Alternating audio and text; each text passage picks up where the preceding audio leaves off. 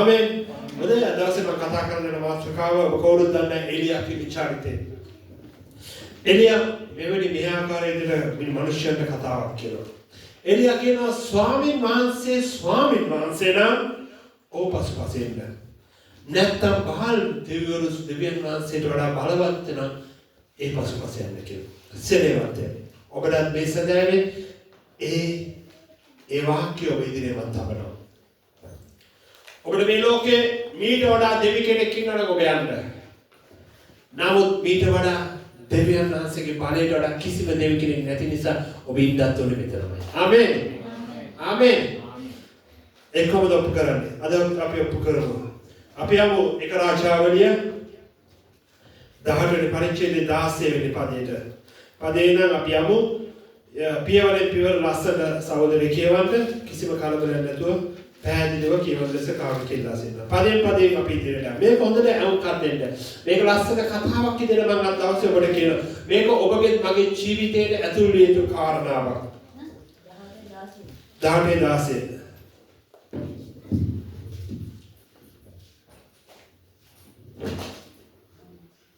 එවිට ඔබදියා ආහබ් සම්භවෙන්ට ගොස් ඔහුට දැන්වේය. ආහබ් එලියා සම්භවෙන්ට ගියේය.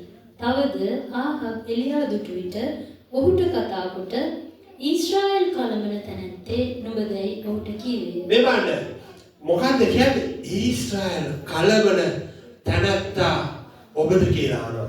මේ කාටද ආන්නේ එලියට දෙවියන් වහන්සේගේ මිනිස්යාට. දෙවියන් වහන්සේගේ මිනිස්යාට අහනවා නුඹද ඊශ්‍රායෙල් කලබන්නේ කියලා. සෙනෙවන්තය මම ඔබට මේ විදිහට මේ බයිබලයේ මේ පදේ අදට ඔබ සේවය කරද්දී මිනිස්සු ඔබට කියනවා ඔබ කලබනවා කියලා. මේක කියන වචනයක්. හොඳට තේරුම් ගන්න. මේක බයිබලයේ එලියට කිව්වා. මොකද්ද කිව්වේ සහෝදරය ආයත් කියවන්නේ? ඔය පදේ ඔය පිටුවත් එක්කම ඉන්න මම තනිකර ඔය පිටුවත් එක්කම ඉන්නේ. එවිට ඔබදියා ආහබ් සම්භවෙන්ට ගොස් ඔහුට දැන්වේය. ආහබ් එලියා සම්භවෙන්ට ගියේය. තවද ආහබ් එලියා දුටු විට ඔහුට කතා කොට ඊශ්‍රායෙල් කලබන තැනැත්තේ නුඹදැයි. ඊශ්‍රායෙල් කලබන තැනැත්තා ඔබද කියලා. මේ කවුද ආන්නේ? ඊශ්‍රායෙල් කලබන තැනැත්තා කියන්නේ මේ දෙවියන් වහන්සේ පත් කරපු සේවකයන්ගේ මේ මිනිස්යාන. අද දෙවියන් වහන්සේගේ සේවකයන්ට මේ විදියට මේ ප්‍රකාශය මේ විදියටම කරනවා. සමහරක් අය කරන්නේ මොන වගේ අයද කියලා ඔබ 15 වෙනි පරිච්ඡේදයේ ඉඳන් එක රාජ්‍යවල කියවෙත් ඔබට මනා ලෙස අවබෝධ වෙනවා. නමුත් මේ එළියම ලස්සන පිළිතුරක් දෙනවා. කියවන්න සහෝදරේ පාලට.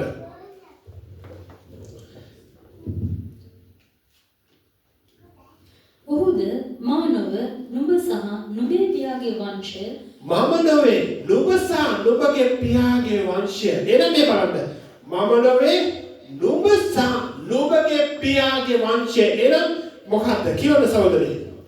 නුඹේ පියාගේ වංශය ස්වාමීන් වහන්සේගේ ආඥා අත්හැර බාල් දේවතාවන් පස්සේ ගිය කාරණයෙන් නුඹලා ඊශ්‍රායෙල් කලඹුවහය. ස්වාමීන් වහන්සේගේ ආඥාව කඩලා බාල් දෙවිවරු රූප වැඳ නමස්කාරයි පසුපස යද්දී තමයි නුඹලයි කැරලි ගැසී. කැරලි ගැසීමේ මොකද්ද පළවෙනි දේ විදිහට දෙවියන් වහන්සේ හඳුනන්නේ? ආඥා කැඩීම. දෙවියන් වහන්සේගේ ආඥාව කැඩීම. දැන් අපි බලමු එක රාජාවලිය ඉඳන්දී දෙවියන් වහන්සේ මේ වෙද්දි දීලා තියෙන ආඥාව මොකද්ද? කියන්නේ කාටද කියපුවා මේ වෙද්දි දෙවියන් වහන්සේ මොනවද දීලා තියෙන ආඥාව? දසමනතාවනේ. හරිද? එතකොට දෙවියන් වහන්සේ කියනවා ඉරුදින සුද්ධ ලෙස ගත කරන්න කියලා. මේක ආඥාව. කවුද කිව්වේ මේක? දෙවියන් වහන්සේ. මේක මුළුල්ලේ ලෝකේම මාපු දෙවියන් වහන්සේ කියපු ආඥාව. තව එකක් කිව්වා. රූප වැඳ නමස්කාර කරන්න එපා කියලා. සෙනෙවන්තය. මම ඔබට පැහැදිලිව කියන්න. රූප වැඳ නමස්කාරය කිරීම ඔබ හිතනවනම් දෙවිවරුන්ගේ රූපයක් හදලා ඔබ ඒකට වඳින එකම කියලා නෑ. දෙවියන් වහන්සේට මුල් තැන නොදී කරන හැම දෙයක්ම රූප වන්දන නමස්කාරයක්. එහෙනම් දෙවියන් වහන්සේට මුල් තැන නොදී අපි කියමුකෝ දැන් දෙවියන් වහන්සේගේ ආඥාව තමයි ඉරුදින සුද්ධ ලෙස ගත කිරීම. ඒක දෙවියන් වහන්සේට කිව්වේ. එතකොට අපි ඒක කඩ කරලා අපි දැන් අපි උදාහරණයක් අපිට දැනෙන උදාහරණයක් ගමුකෝ. රැකියාවකට අපි යන්න නම් ප්‍රෝවයකට. දැන් එක රැකියාවක් කරන ගමන් ඉන්නේ. තව රැකියාවකට ප්‍රෝග්‍රෑම් කරනවා. හොඳට තේරුම් ගන්න. අපි රැකියාවකට ප්‍රෝග්‍රෑම් එකට යද්දී අපි දාගන්න හොඳම වෙලාව තමයි පල්ලියේ වෙලාව. ඒක ඇත්ත කතාව. පල්ලියේ වෙලාව තමයි ගන්න. මම ඔබට කියනවා. ඔබ යන ප්‍රෝග්‍රෑම් එක හරියනවා. නමුත් ඒ රැකියාව තුළ ඔබට සමාදානයක් ඇති වෙනවා. සාහතා මේක හරි ගස්සනවා. තේරුම් ගන්න. සාධාරණේ නමුත් ඒක තුළ ඔබට සැනසෙල්ලක් ලැබෙන්නේ ඒක තුළ ඒ රැකියාව තුළ ඔබට කැළඹීමක් ඔබ බෑලා යනවා. තව සමහරක් අය කරන ගානක් තමයි. පල්ලියේ වෙලාවේ ඒ දවසේ ඔබ දාගන්න ගෙදරට තීන්ත ගන්න. මම ඔබට කියන්නම්. ඔබ ගහලා බලන්න තීන්ත ගේ පුස් කරන අවුරුද්දක් යන්න කලින්. ඒ ඇයි මම එහෙම කියන්නේ? දේව වචනේ තියෙන බලය නිසා. සෙනෙමත් මේක මාර දෙයක්. ඔබ මේ දේව වචනේ බලය අල්ලගත්තම ඔබට මේ දේ තේරෙනවා. ඔබ සමහරක් අය හිතන අනේ අපි අද දවසේ අපිට තියෙන නිවාඩු දවස අපි අද මේ ගෙදරට තීන්ත ගාමු. අපි සභාවට යන්නේ නැතුව ඒ කාලේ කොල්ල කනවා. කාගේ කාලේද කොල්ල කන්නේ? දෙවියන් වහන්සේ කාලේ. දෙවියන් වහන්සේ කාලේ කොල්ල කරන දෙවියන් වහන්සේ කොල්ල කන්නේ නැද්ද? හැබැයි කියන්නේ අයියෝ අපේ දේ නෙමෙයි කියන්නේ දෙවියන් වහන්සේ කරපු දේ. ඔබ තීන්ත ගහලා බලන්න මම ඔබට කියනවා. අවසරක් යන්න කලින් ඔබේ ගේ පුස්කම. ඇයි දේව වචනේ බලය. මොකද ඔබ තදින් දේව වචනේ ඉස්සනවල ඔබ දේව වචනේ දෙන්න ඕන කාලේ කැප කරලා දෙවියන් වහන්සේගේ දේ කැප කරලා ඔබ ඒ කාලේ නැතුව වෙන කාලයක් යොදාගෙන ඒ ගෙදරට තීන්ත ගන්න කිසිම බාධාවක් නැතුව ඒ ගෙදර පවතිනවා. ඇයි ඔබ කාගේ දේද කොල්ල ගන්න ගියේ? දෙවියන් වහන්සේගේ දේ. මේ එළිය මොකද්ද කියපු පදේ? මොකද්ද එළිය කිව්වේ? ඔබ දෙවියන් වහන්සේගේ ආඥා කැඩීම කර්මිකාරකම ආත්මයක්. මොකද්ද? දෙවියන් වහන්සේගේ ආඥා කැඩීම කර්මිකාරකම ආත්මයක්. එතකොට මේ එළියට කියනවා දෙවියන් වහන්සේගේ මිනිස්යාට කියන නුඹද ඊශ්‍රායල කලබන්නේ නේද? එළිය රසගේ මම නෙමෙයි. නුඹගේ පියවරු දෙවිවරුන්ගේ රූප වැඳ නමස්කාර කරා.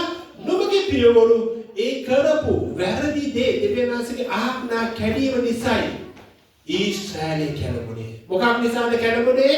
දෙවියන් වහන්සේගේ ආඥාව ඔබේ ජීවිතේ කැඩෙනවා නම් ඔබ ඉන්න තැන කැළඹෙනවා. මොකද්ද? පැහැදිලිව කියන්න. දෙවියන් වහන්සේගේ ආඥාව ඔබේ ජීවිතේ කැඩෙනවා නම් දේව රූපය වලට වගේම දෙවියන් වහන්සේට ප්‍රමුඛත්වයක් දෙන්නේ නැතුව වෙන දේවල්ට ප්‍රමුඛත්වයක් දෙනවා නම් ඔබ ඉන්න තැන මොකද වෙන්නේ? කැළඹීම ඇති වෙනවා. මේක දේව වචනේදීයි. අද ඔබ ඉන්න නිවස, ඔබ ඉන්න රැකියා කරන තැන, ඔබ ඉන්න තැන කැළඹීම ඇති වෙන්නේ ඇයි? ඔබ දෙවියන් වහන්සේගේ ආඥාව, දෙවියන් වහන්සේගේ නීතිය දෙවියන් වහන්සේට දෙන්න ඕන තැන දෙන්නේ නැතුව වෙන දේවල්ට මුල් දර දීම. ඒක උනේ මොකද වෙන්නේ? ඔබ තුල කැළඹීම ඇති වෙනවා. සෙනෙමන්තය. ඔබ හිතන්න එපා අනේ දෙවියන් වහන්සේ කැළඹීම ඇති කරන මේ මොන වගේ දෙවි කෙනෙක්ද? මේ පදේ කියවම දැන් උදට තේරෙයි. මිනිස්යාගේ ගතියක් මේකේ පෙන්නනවා. ඇයි මිනිස්යා කියන කෙනා සභාවට වැඩිපුර එන්නේ? ඇයි මිනිස්යා දෙවියන් වහන්සේ ගාවට එන්නේ? මේකේ පැහැදිලි දෙන මේ පදේ. ඔක උදට තේරෙනවා. මොකද මිනිස්යා කියන අපි යථාර්ථයෙන් ගෞරවයෙන් දෙවියන් වහන්සේ ගාවට එද්දී දෙවියන් වහන්සේගේ ආශිර්වාදය අපිට ලැබෙනවා. මොකද්ද? යථාර්ථයෙන් ගෞරවයෙන් දෙවියන් වහන්සේට භයපක්ෂිතව. අද මිනිස්යා ගාව නැත්තේ මොකද්ද? දෙවියන් වහන්සේට යටහත් වෙන්න කැමති නැහැ. දෙවියන් වහන්සේට බය වෙන්න කැමති නැහැ. මිනිස්යාගේ නීතිය දෙවියන් වහන්සේට කියලා ඒ ක්‍රමයට යනවා. පිළිතුරු ලැබෙන්නේ නැහැ. සහෝදරයෝ ඉදිරියට. ඉතින් දැන් පණිවිඩය යවා සියලු ඊශ්‍රායෙල් වරුන්ද බාල්ගේ ප්‍රොපෙතවරුන් 450ද යෙසබෙල්ගේ මේසේ කන අශේරිය ප්‍රොපෙතවරුන් 400 දෙනාද මා ළඟට කර්මෙල් කන්දට රැස් කරවන්නයි කීවේ. එලියා කියනවා මම නම් කලබන්නේ නම් ඒ කාලේ හිටපු ප්‍රොපෙතවරු ඉන්දියාවේ 450ම මොන කන්දට නගන්න කියන්නේ? කාර්මෙල් කන්දට නගන්න කියනවා. කන්ද කියන්නේ උඩුමහල කන්දට නගන්න කියන. ඇයි මේ කන්දට නගන්න කිව්වේ? දැන් ඉන්න තැනට ගෙන්න පුළුවන් කන්දට නගන්න. මොනවාද? මෝසස් දෙවියන් වහන්සේ බලන්න මෝසස් කොතනද දෙන්නේ කිව්වේ? මෝසස් ආඥා කරන මෝසස් ඉනිදිරිය කරේ කන්දට. මොකද මේ කන්දට? එලියාගේ මොන ඊටු ගෙදර දරුවා නැති වෙද්දි මොකද අරන් ගියේ? උඩුමහලට අරන් ගියා. ඉතින් මේ එලියා කියනවා ඒ රජතුමාට ඔයාගේ 405 දෙනාම ඒ කට්ටියට එන්න කියන කාරණේ කන්ද උඩට. දැන් මොන දෙවියන් වහන්සේගේ නීතියද හරි කියලා බලන්න. මොකක්ද කියන්නේ සෞදි ඉදිරියට? එලියා සියලු ඊශ්‍රායෙල් පුත්‍රයන් අතරට පණිවිඩය යවා ප්‍රොපේතවරුන් කර්මෙල් කන්දර රැස් කෙරෙව්වේය. එවිට එලියා මුළු සෙනග ළඟට ඇවිත් කතා කොට නුඹලා කුපමණ කල්පනා දෙකක් අතරේ හිරවි සිටිනවාද? අන්න අතේරුක මේක තමයි නියම පදේ. සහෝදර ආයත් කියන්නේ. එවිට එලියා මුළු සෙනග ළඟට ඇවිත් කතා කොට නුඹලා කුපමණ කල්පනා දෙකක් මත හිර වෙලා ඉන්නවද කියවන්න. ස්වාමීන් වහන්සේ දෙවියන් වහන්සේ නම් උන්වහන්සේ අනුපලයල්ලා. ස්වාමීන් වහන්සේ දෙවියන් වහන්සේ නම් උන්වහන්සේ අනුපලයල්ලා. බාල් දෙවියන් වහන්සේ නම් බාල් දෙවියන් වහන්සේ නම් ඒ කියන්නේ ලෝකේ අදලත් මම ඔබට කියනවා දෙවියන් වහන්සේ බලවන්තයි කියලා ඔබ දන්නවා නම් ඔබ දෙවියන් වහන්සේ පසුපස යන්න. නැත්තම් මේ ලෝකේ තව දෙවියන් වහන්සේලාට බලයක් තියෙන කෙනෙක් ඉන්නවා නම් ඔබ යන්න. නමුත් යන්න ඔබට දෙවි කෙනෙක් නෑ. දෙවියන් වහන්සේ තමයි බලවන්තයා. ආමෙන්. ඒකට සම කරන්න දෙවියන් වහන්සේටගේ බලයට සම කරන්න දෙවියන් වහන්සේ කෙනෙක් නෑ කියලා බයිබලයේ යෙසායා පොතේ පැහැදිලිවම දෙවියන් වහන්සේලා මේ විදිහට කියනවා. මට තියෙන එකම ප්‍රශ්නේ තමයි තව දෙවි කෙනෙක් ඉන්නවා කියලා. දෙවියන් වහන්සේ කියනවා. ඒ දෙවියන් වහන්සේ එච්චර ප්‍රඥාවක් තියෙනවා දෙවියන් වහන්සේ ඒ දේ තියෙනවා තව දෙවි කෙනෙක් නැහැ කියලා කියනවා මේ අපි මෝඩ මිනිස්සු තමයි තව එක එක දෙවිවරුන් හදාගෙන යන්නේ ඔබේ දෙවිවරුන්ගේ අතීතය බලන්න බැලුවම කවුරුරේ මිනිස්සෙක් ගෑවිලා ඉන්නවා කියවන්න සහෝදරනි නමුත් සෙනග ඔහුට කිසි උත්තරයක් දුන්නේ නැත. සෙනග උත්තරයක් දුන්නේ නැහැ. දැන් පළවෙනි පාර අඳගාන උත්තර දෙන්නේ නැහැ. අපි සේවය කරද්දී බොහෝ කීප වතාවක් අඳගානනේ උත්තර දෙන්නේ නැහැ. මේක සත්‍යයක්. සහෝදර සුජාත පාරේ ඉන්න කී දෙනෙක් සුභාරති කිව්වද? ආවද? සත්‍ය වුණ බයිබලයේ වචන තේරුම් ගන්න. කිව්වට එන්නේ නැහැ. එන්නේ නැත්තේ ඇයි? දෙවෙනි පාරක් කියන්න අවශ්‍යයි. හොඳට තේරුම් ගන්න. පළවෙනි පාර කිව්වම ඒගොල්ලෝ එන්නේ නැහැ. දෙවෙනි පාර කියන්නේ ඒගොල්ලෝගේ ඇස් අමුවේ ඒගොල්ලෝ කාරණාව දකින්න ඕනේ.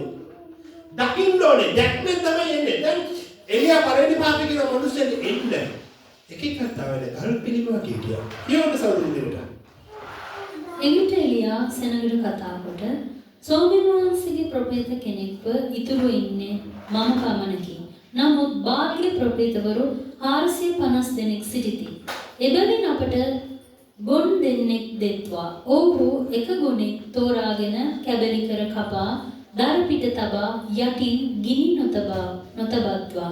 මමත් අනික් ගොනා පිළියෙල කොට එලියා කියනවා එහෙනම් ඔය 450 දෙනාටම එක ගොනෙක් දෙනවා. මටත් එක ගොනෙක් දෙනවා. අපි අදමු පූජාසනයක් හදමු. ඔබ ඒකට යටින් ගින්න දාන්න එපා. ඔබ කන්නලව් කරන්න ඊයෙන් ගින්න එන ලෙස. එතකොට එන දෙවියන් වහන්සේ තමයි සැබෑ දෙවියන් වහන්සේ. මොන දෙවියන් වහන්සේද? ගින්න එවන දෙවියන් වහන්සේ තමයි සැබෑ දෙවියන් වහන්සේ. එතකොට එලියා කියනවා ගොන්නු දෙන්නේ එක්ක ඉන්නවා. ඒක කොනේ දැන් මේ බලන්න. එලියා ලස්සන කතා කරනවා. මම විතරයි ඉන්නේ ස්වාමීන් වහන්සේගේ දරුවා. මොකද කියන්නේ? මම විතරයි ඉන්නේ ස්වාමීන් වහන්සේගේ දරුවා. සෙනෙවන්තේ. ස්වාමීන් වහන්සේගේ දරුවෝ කියන වචනේ පිළිගන්න. එදා එලියා ඒ 450 දෙනාටම විරුද්ධව තනියම හිටගත්තා. අද ඒ වගේ ඔය ඒ 450 තව ආත්ම මේ මිනාම මේ ලෝකේ වටා තිබෙන ඔබ වසු කරගන්න. හොඳට තේරුම් ගන්න. එදා ඒ 450 හිටපු අය අදත් මේ පොළවේ එක එක තැන්වල ඉන්නවා. ඔබ වසු කරගන්න. ලෝකේ මිනිස්යන් හසු වෙලා ඉන්නවා. නමුත් ඒ එලියා හිටියා වගේ දෙවියන් වහන්සේගේ ආත්මෙ තියෙන මිනිස්සු හිටගෙන ඉන්නවා මේ දේශේ. ආමෙන්. ආමෙන්. ආමෙන්. හොඳට තේරුම් ගන්න. ඒදා එලියා හිටගත්තා වගේ අදට මේ ලෝකේ දෙවියන් වහන්සේගේ මිනිස්සු තැන් වල හිටගෙන ඉන්නවා. නමුත් අදට ඒ 450ම කට්ටිය වටේ ඉන්නවා. තේරුණාද? ඒක කවදාකවත් අඩු වෙන්නේ නැහැ. නමුත් තේරීම ඔබ සතුයි. කියන්න සහෝදරී.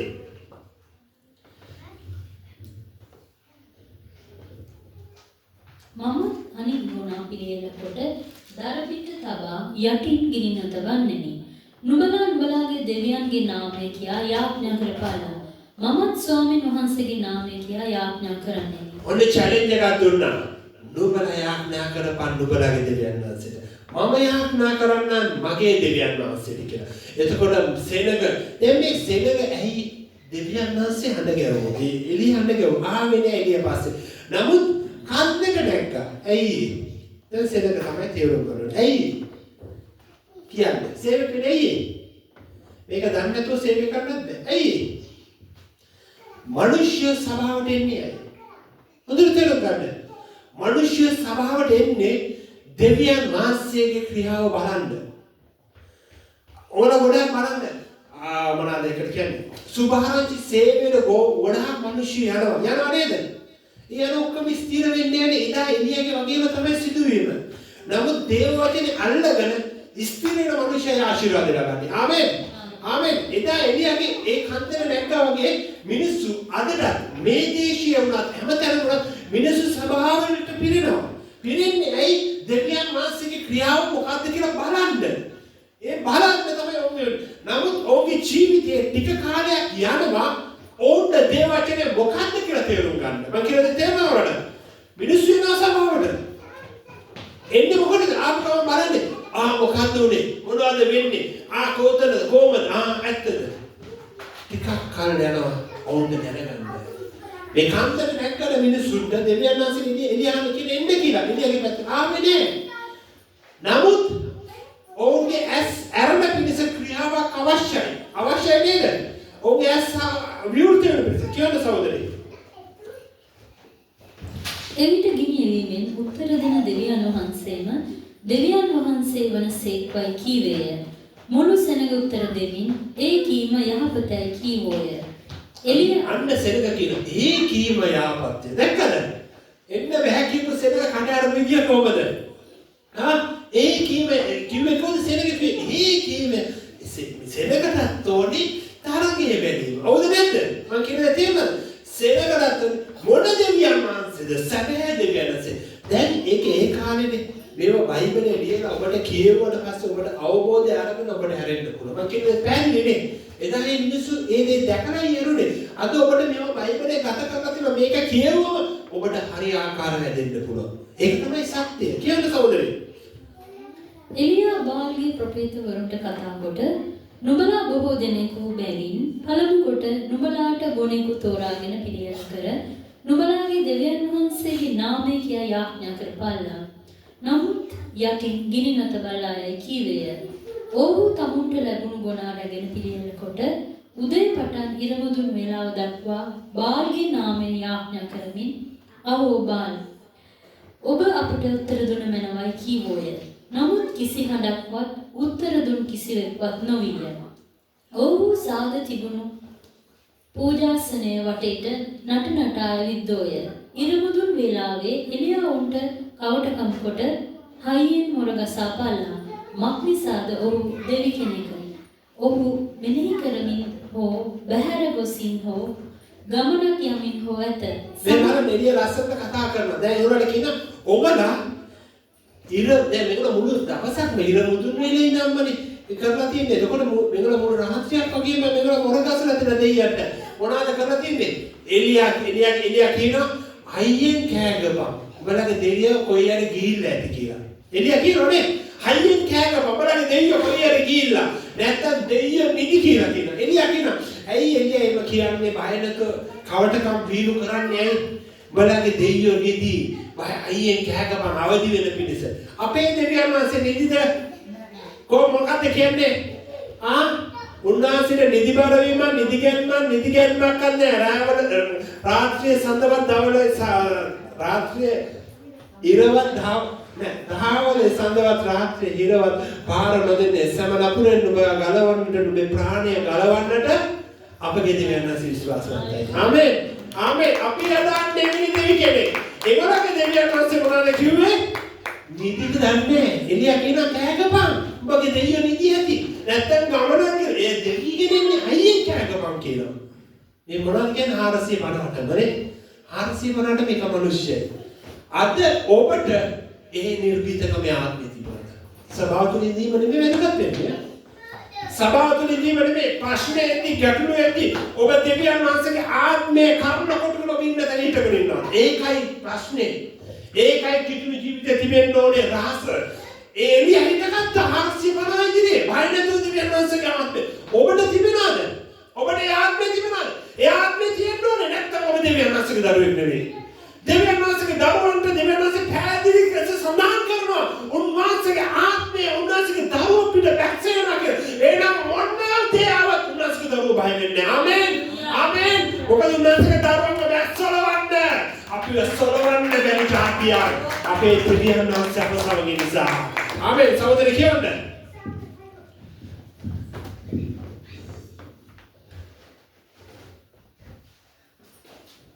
සමහර විට ඔහු නිදාගෙන සිටී. සමහර විට නිදාගෙන ඇති. කියන්න.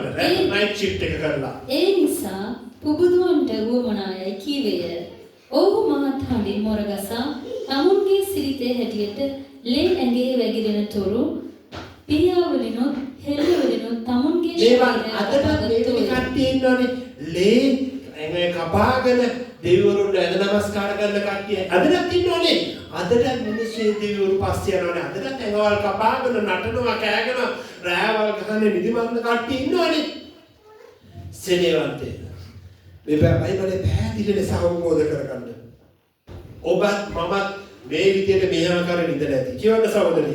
ඉරමුදුන් වේලාව පසු වී සවස යාගය ඔප්පු කරන වේලාව දක්වා ඔහු ධර්ම වාක්‍ය දෙසෝය. නමුත් කිසි හඬක්වත් උත්තර දුන් කිසිවෙක්වත් සැලකූ කෙනෙක්වත් නොවිය. කිසි හඬක් නැහැ. කිසි දෙයක් උනේ නැහැ. 450 දෙනෙක් කෑගුවා.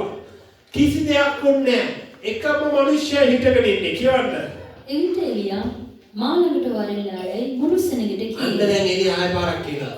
මා ළඟට වරෙන්. මුළු සෙනග ඔහු ළඟට ආවෝය. පළවෙනි පාර ආවද? ඇයි දෙවෙනි පාර ආවේ? හෙම්බත් වෙලා ඇති වුණාම තමයි එන්නේ. තේරුණා සුජාත සිස්ටර්? මිනිසුන්ට පළවෙනි පාර දෙවියන් වහන්සේ ගාවට කිව්වම එන්නේ නැහැ. ඇයි? බාල් දෙවිවරු ඉන්නවා. මොනවද කියන්නේ සුජාත සිස්ටර්? බාල් දෙවිවරු ඉන්නවා. 450 දෙවිවරු ඉන්නවා. හෙම්බත් වුණාම මොනවද කියන්නේ? එන්න කියන්නේ මොකද්ද? එන්නේ ඒ தත්ත්වෙ වෙනකන් එක්කෙනාට සුභාරංචි කියන්න ඕනේ. මොකද තේරුම් ගන්න. ඒ තේනානේ தත්ත්වෙ හෙම්බත් වෙන ගැසුවා. එතකොට එලියා කියන එන්න මා වෙතට. දැන් එලියා ක්‍රියාව පෙන්වනවාද තාම එලියාගේ ෂෝ එක පෙන්වන්නේ නැහනේ. එලියා කියන එන්න කියන. ඇයි එන්න කියන්නේ? දැන් ඕන් දැනගත්තා. ඒ පැත්තේ කිසිම දෙයක් දෙවි කෙනෙක්ගේ බලයක් නැහැ කියලා. ආමේ එලියාට කියවුවා. මොකද උනේ මිනිසුන් කියන සහෝදරේ. ඔහු අනාහි කඩා දමා තිබුණු ස්වාමීන් වහන්සේගේ පූජාසනේ හරිගස්සා නුඹේ නාමය ඊශ්‍රායල් වන්නේ යන ස්වාමීන් වහන්සේගේ වචනය ලැබූ යාකෝබ්ගේ පුත්‍රයන්ගේ ගෝත්‍රවල ගණන ලෙස ගල් 12ක් රැගෙන ස්වාමීන් වහන්සේගේ නාමයෙන් පූජාසනයක් ගොඩනගා ඒ පූජාසනය වටේට විජුල් නැලි දෙකක් අල්ලන තරම් වූ අගලක් කපා දර පිළිවෙලින් තබා ගොනා කැබලි කොට කපා දර පිට තැබුවේය. මේ බලන්න එළිය මොනවද කළේ? ගල් 12ක් ගත්තා ඊශ්‍රායලේ මුළු ඊශ්‍රායල ගෝත්‍ර 12 සංකේතවත් වෙන පිණිස දෙවියන් වහන්සේගේ හදවත තමයි ගෝත්‍රය.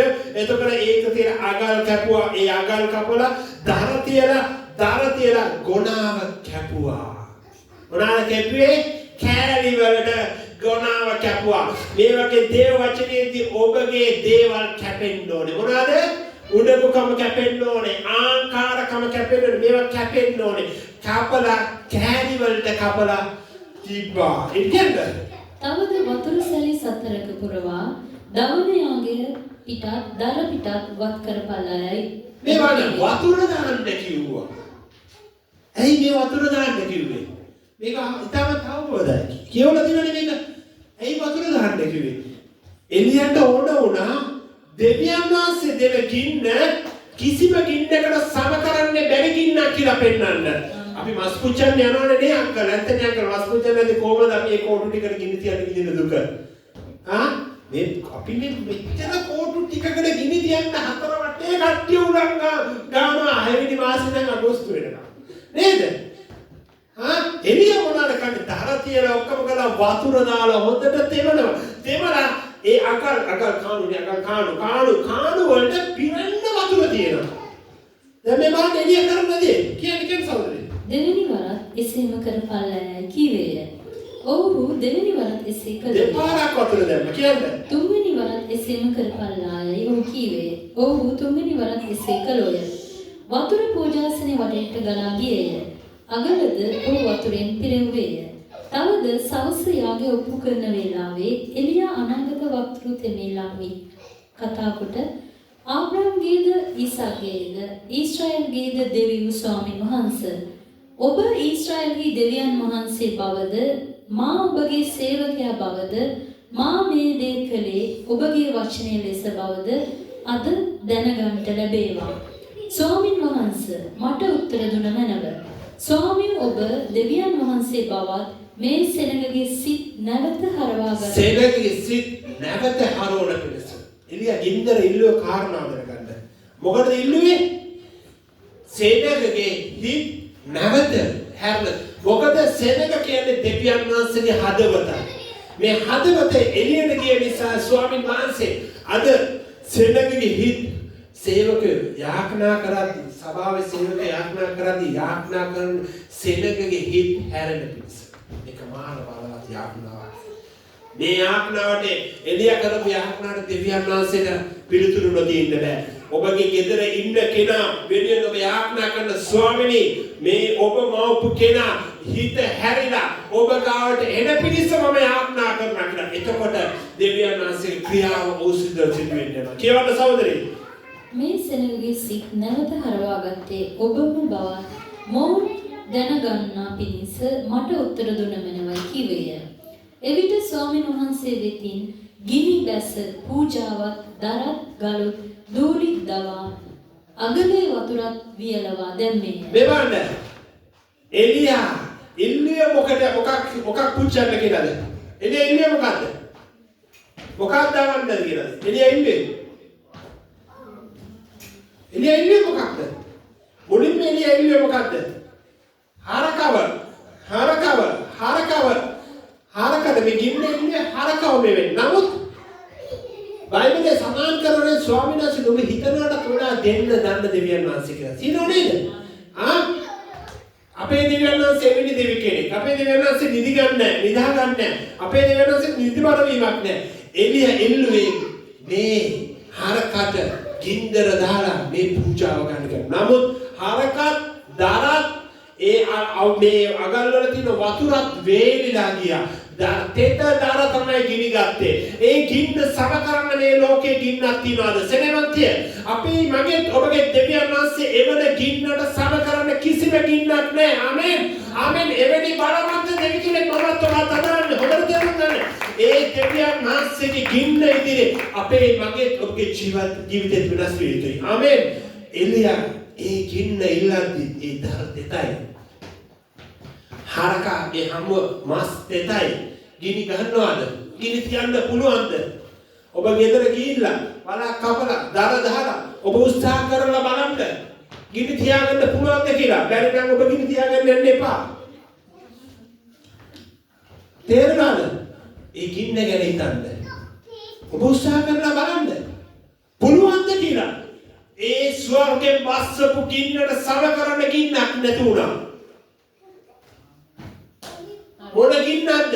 අගට තියෙන වතුර පවාන් තිබුණේ ගින්න තුලින් ගත්තා කියලා කියන්නේ. වේලලා දැම්මා කියලා. ඔබ උත්සාහ කරලා බලන්න මේක නිකන්ද කියලා. අඩු ගන්න පුච්චලා කරලා තෙමලා පෙට්‍රෝල් ටික දාලා හරි උදාන් පෙට්‍රෝල් ටික වාෂ් කරලා පස්සේ තෙත දර ටික එහෙමම තියෙනවා. මම කියන්නේ පැහැදිලිද? එදා ආයෙත් ගින්නේ බලය කොපමණද? ඔබම මාදාන්නේ මොන වගේ බලවන්ත දෙවි කෙනෙක්ද? මොන වගේ බලවන්ත දෙවි කෙනෙක්ද? ඔබේ ජීවිතේ දෙවියන් වහන්සේට දුන්නා නම් උන්වහන්සේට ඔබේ ජීවිතේ කොපමණ දෙයක් කරන්න පුළුවන්ද? ඔබගේ ජීවිතේ හැරීම කොච්චර වැදගත්ද? මම ඔබට කියනවා ඔබ ආසනයේ ඉඳීමනේ වැදගත් වෙන්නේ. හැරී දෙවියන් වහන්සේ දෙසා දිවීමයි. ආමෙන්. හැරී දෙවියන් වහන්සේ දෙසා දිවීමයි. ඒකට ඔබ සූදානම්ද? සූදානම් විය යුතුයි. හැරෙන්න මේ ජීවිතේ ඊට පස්සේ එළියා මොනවද කරන්නේ? 450 අරන් ගිහලා මොනවද කරන්නේ? කියන්නකෝ සහෝදරේ. මුළු සෙනග ඒ දැක මුහුණින් වැටි ස්වාමීන් වහන්සේම දෙවියන් වහන්සේය. ස්වාමීන් වහන්සේම දෙවියන් වහන්සේයයි කීවෝය. එළියා උන්ට කතා කොට මුළු සෙනගම තිය දනින් වැට. සෙනෙයන්තේ. එදා ඕන් ඒක දැකලා දනින් වැටුණා. අද ඔබ මේක කියවලා දෙවියන් වහන්සේගේ බලය තේරුම් ගන්න දැනින් වැටෙන්න සූදානම්ද? ඔබ කැමතිද දැනින් වැටෙන්න දෙවියන් වහන්සේ ඉදිරියේ? ස්වාමීන් ඔබගේ ගින්න හමුවේ මාව පුරුස්සන්න කියන්න පුළුවන් කාටද? ස්වාමීන් ඔබගේ ගින්න මගේ නිවසේ ලෙවන්න කියන්න පුළුවන්. දර වගේ, තෙත වගේ තිබෙන ප්‍රශ්න තිබෙන්න පුළුවන්. ස්වාමීන් වහන්සේට පුළුවන් ඒ ගින්නෙන් වේලලා යවන්න. ආමේන්. ආමේන්. ඒකට ඔබ සූදානම්ද මේ වෙලාවේ? සූදානම් අපි නැකිලා කිව්ව ස්වාමීනි, ඒදා එළියගේ එවපු ඒ ගින්න අපගේ හදවත් වලට එවන්න කියලා. ගිනි ගන්න බැරි දර ඔබ පිච්චුවා. ඔය ගිනි ගන්න බැරි දර වලට ඔබ ඇවුලුවා. ගින්න දුන්නා. එවැනි දෙවියන් වහන්සේ අපි අදාන්නේ. එවැනි දෙවියන් වහන්සේ අපි අදාන්නේ. ආමේන්.